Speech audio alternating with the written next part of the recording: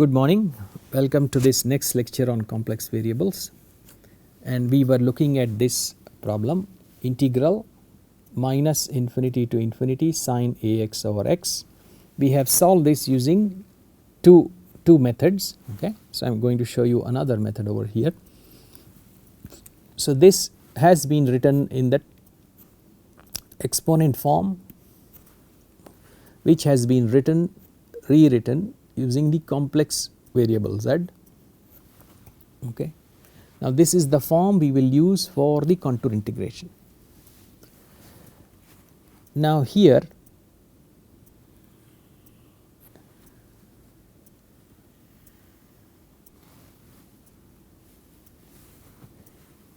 in this form x equal to 0 is not a singularity, is not a problem.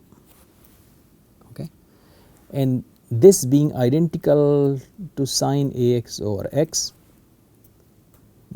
here also there is no problem at x equal to 0. Okay. Same as here also there is no problem. Okay. Now if we begin the problem using this, a closed contour integral c e to the power I a z minus e to the power of I a z over twice I z dz. Okay. We can now form a we can go through the singularity. There is no problem here with z at z equal to 0. So we can move straight and go through z equal to 0. Okay. But what we are going to do is, because there is a subtraction over here, we are going to break it up into two pieces. Okay. So I am going to, let us say, break it into J1, which is integral e to the power I a z by twice I z, and let us say J2, which is equal to minus integral contour C. So we will give different contours also, C1 and C2. Okay. E to the power of minus I a z by twice I z dz. As long as that this portion is included, as long as this portion going from minus infinity to infinity is included, okay, we are allowed to keep two different contours. Okay. So let us see with each what happens. So let us look at J1. Okay. J1 now is equal to integral C1 e to the power of I a z by twice I z dz, and in the contour we are supposed to go along the real axis, okay, and create a contour. But the problem is that in the combined form z equal to 0 is not a problem. Okay. However, once we separate, z equal to 0 is a singularity, a simple pole for both functions. So if we have separated, then we can no more go straight like this. We have to form this epsilon contour. We have to create a C epsilon contour.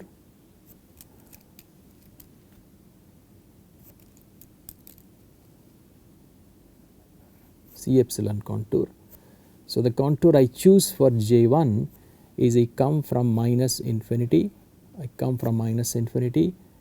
around z equal to 0 I go on C epsilon, I go to plus infinity and then I go semicircle and join back. Okay, it is a counterclockwise contour. So here I have CR, again I have portion 1, portion 2, portion 3 and portion 4. Okay. So I have integral integral over a closed contour C1 e to the power I a z by twice I z dz, and I will say that first and third portions give me what I want. Okay, the first and third portions give me minus infinity to infinity e to the power I a x by twice I x dx. I can write it that way. Okay. Then I have the C epsilon portion. Okay. So limit epsilon tending to 0, the C epsilon portion e to the power I a z by twice I z dz, and the CR portion limit r tending to infinity CR e to the power I a z by twice I z dz.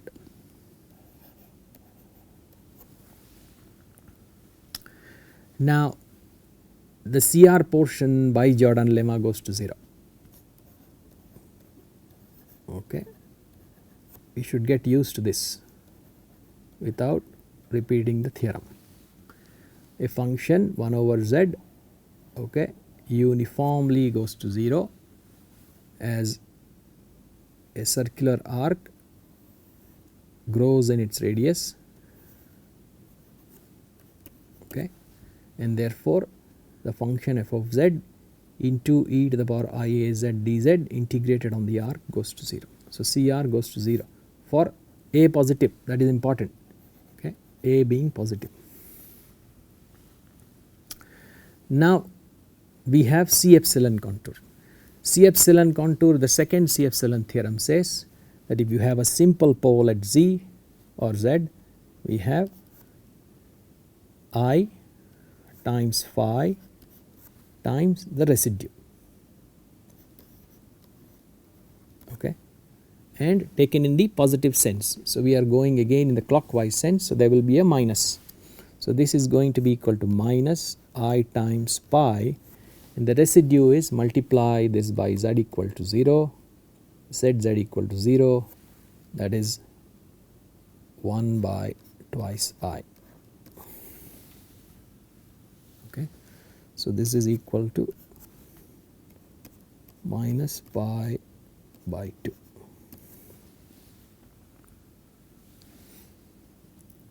Okay, and we are not including any pole in our calculation. So this right hand side, no contribution from residues, so this goes to 0. Okay, so what I now have is integral minus infinity to infinity e to the power I a x by twice I x dx is equal to pi by 2.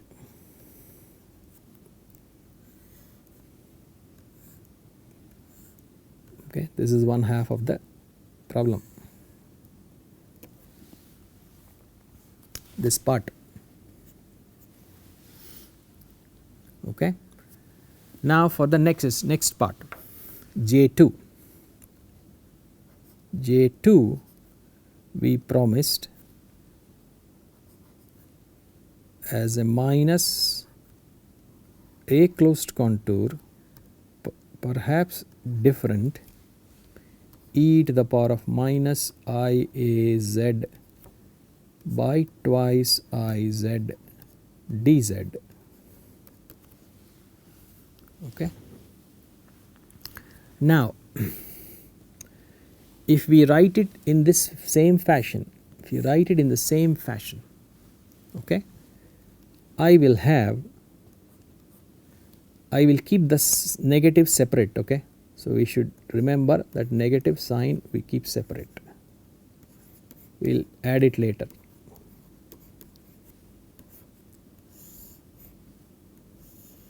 Okay. So without the negative sign, if I look at this, so let me make it plus, okay, without the negative sign, then I get again minus infinity to infinity e to the power minus IAX over twice IX dx, okay, and plus the C epsilon limit epsilon tending to 0.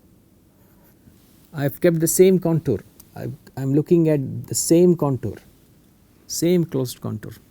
So C epsilon e to the power of minus IAZ by twice IZ dz, okay, plus integral over CR limit R goes off to infinity e to the power of minus IAZ by twice IZ dz, okay. However, here because I have A positive and I have a negative in front, this is different from Jordan lemma. In Jordan lemma we had e to the power I k z, okay, whatever I z be, k was positive, okay. Here I have an extra negative sign. So if I look at what happens as z goes to infinity, okay, as x plus iy go to infinity, you can see that z being x plus iy, okay, z being equal to x plus iy, okay. So I have an iy here, this I and this I square is negative, okay, negative and this negative become positive. So at y goes to infinity, so I may move further and further above the top half plane, the function blows up, okay. So Jordan lemma will not work in the upper half plane, okay. However, it will work in the lower half plane. So we will take it into the lower half, okay.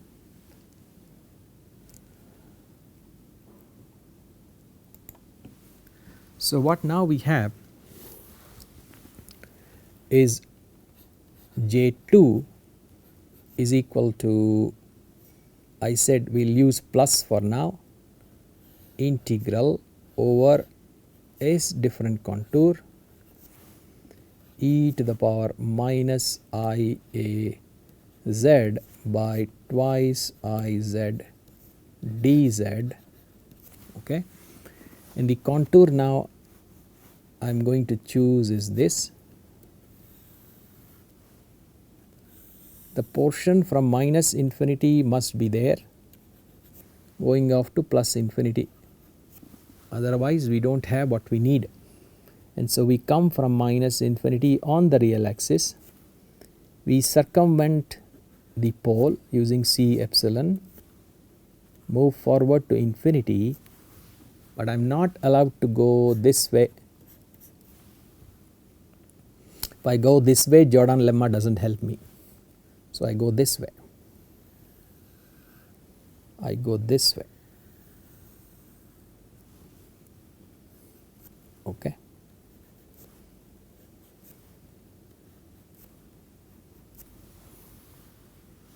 When I go this way, the pole gets included, pole is included in a clockwise contour, So the residue contribution will be negative from z equal to 0, okay. So the first and third portions, now I have 4 portions, 1, 2, the C epsilon, 3 and 4 which is CR. Okay. So let us write it. So J2 with a plus sign,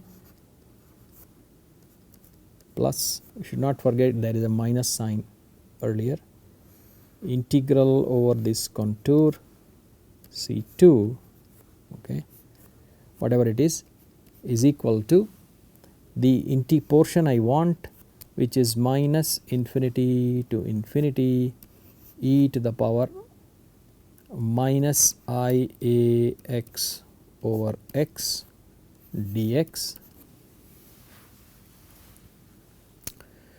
plus, let me see, limit epsilon tending to 0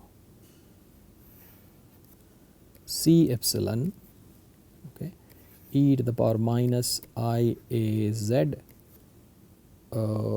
twice IX by twice IZ dz. Okay. Now I have the CR portion, limit r tending to infinity integral over CR, okay, e to the power of minus IAZ by twice IZ dz. Okay. Since we have moved to the lower contour, lower half plane, lower half complex plane, the Jordan lemma again works, I being A being positive, provided if we have a minus, the same integral in the negative half plane gives a 0. So this goes to 0 now, again based on Jordan lemma. Okay. Now that is equal to the residue, twice pi I times the residue. Okay. Residue is z equal to 0. So setting z equal to 0, I mean cancelling z, setting z equal to 0, I get a 1, 1 by twice I, 1 by twice I, but we have gone round the pole in the clockwise direction, so there is a minus 1. Okay. So we still have C epsilon to do, which is not a mystery for us now. So what I have is J2 with a plus sign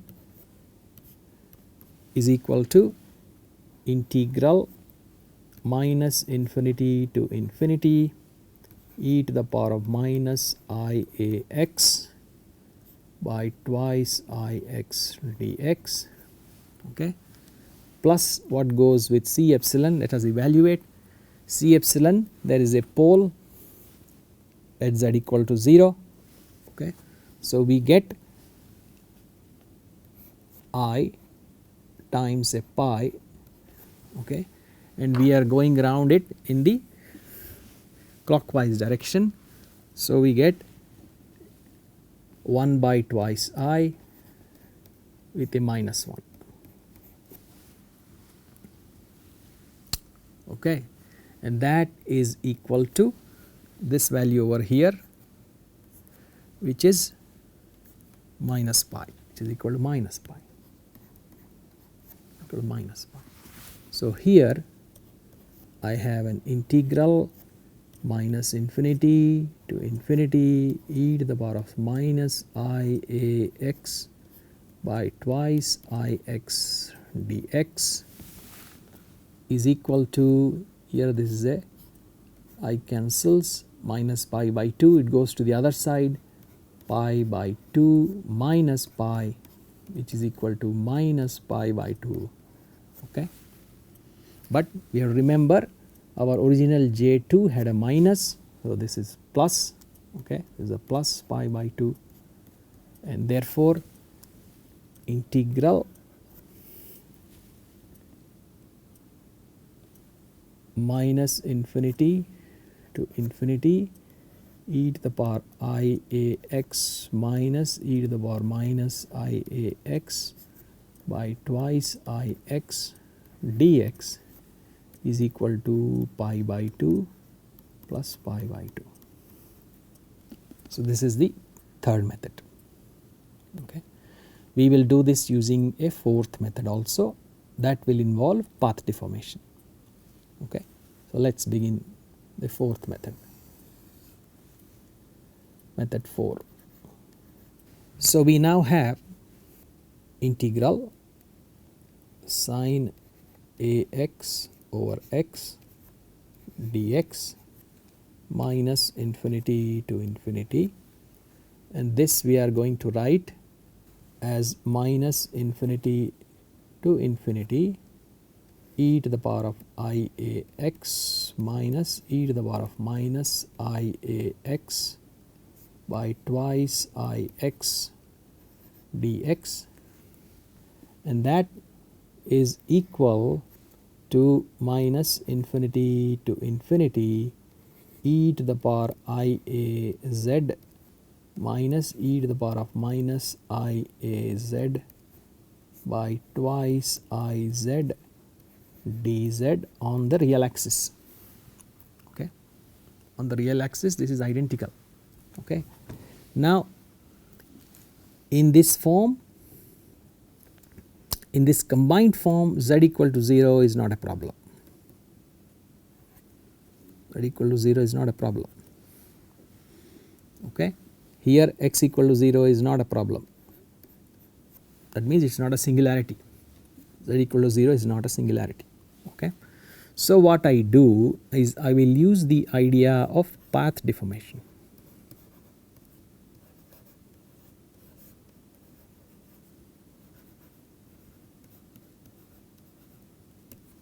Okay. What did we say? If we have an integral, okay, if we have an integral going around a contour, okay, of f of z, and f of z was analytic in an annular region between two curves, this is C and this is C1. Okay. The closed contour integral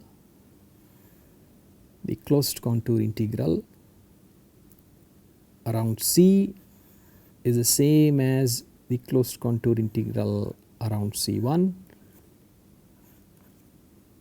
Okay.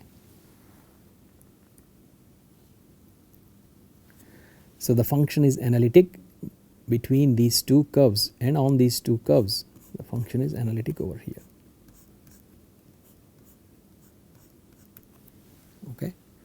And hence what we have, let us continue. What we have is in the region of analyticity, in the region where the function is analytic,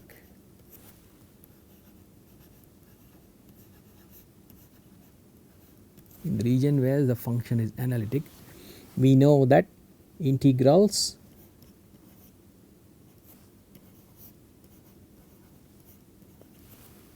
on closed contours are 0. Closed contours are 0.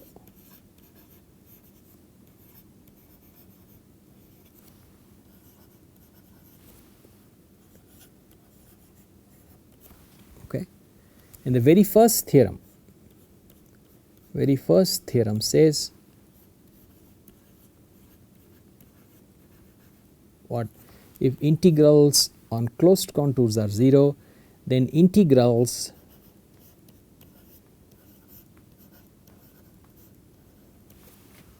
between 2 points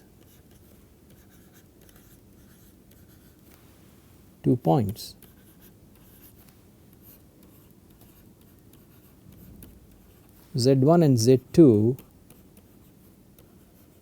are path independent.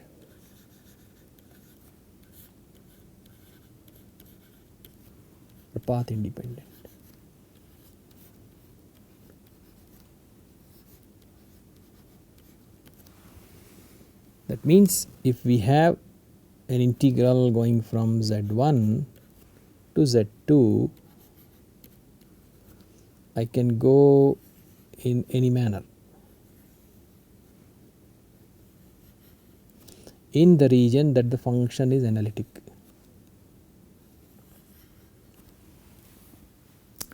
So I have a function which looks like this, e to the power I a z minus e to the power of minus I a z by twice I z dz. Okay, and this is on the real axis, this is equal to sine ax over x, sine a, and sine ax over x along the real axis is very well behaved, and this function, I'm sorry, there should be no dz, this function is well behaved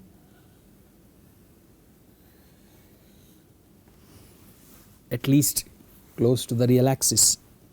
Okay, so let's see what I mean. So we have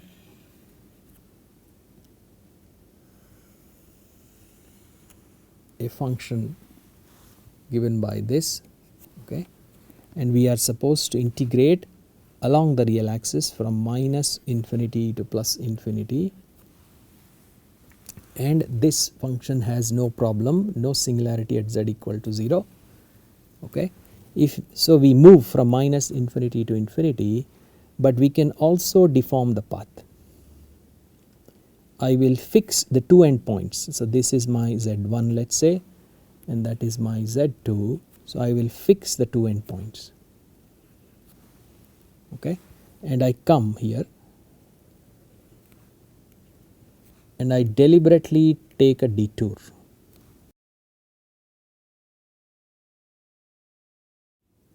I deliberately take a detour. Okay, so this, the value of this integral should be the same because the function is analytic here. In some region the function is analytic. I should get the same answer. Okay, so this is my starting point, and I will further deform this. I will further deform it, okay, in the regions where the function is well behaved, is analytic. Okay, and I will do that with respect to both the terms now. Okay, the plus term and the minus term. The time is up, so I will continue with this problem in the next class. Thank you.